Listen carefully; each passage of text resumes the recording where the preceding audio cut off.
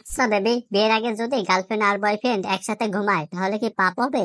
তাহলে তো পাপ হবে না, কিন্তু তোমরা তো ঘুমাও না।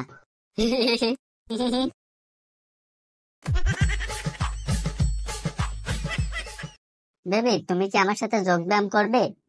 ও, তুমি আমাকে খুব মোটা ভাবো তাই না? আরে না, ব্যায়াম করে তো শরীরের জন্য খুবই ভালো।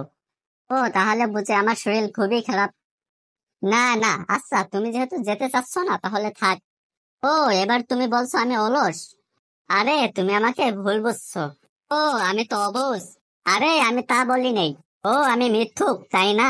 কান, সাত সকালে ঝগড়া করো না প্লিজ। হ্যাঁ, আমি তো ঝগড়াটে।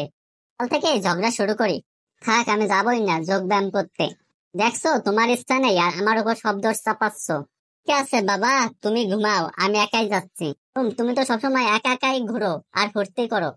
উফ, এবার আমার শরীর খারাপ লাগছে। কি স্বাস্থ্যকর তুমি! তুমি শুধু তোমার নিজের কথা চিন্তা করো, আমার শরীর স্বাস্থ্যের কথা আর কখনোই চিন্তা করো না। আচ্ছা, আমি একাই গেলাম। একাই কেন যাবে? নিশ্চয়ই কোনো নতুন মেয়ে আছে ওইখানে। তাই তো আমাকে নিতে চাচ্ছ না, একাই যেতে চাচ্ছ। যাও। উফ, আমি আর পারছি না, আমি মনে হয় মারা যাব। কি স্বার্থপর, একা একা মারা গেল।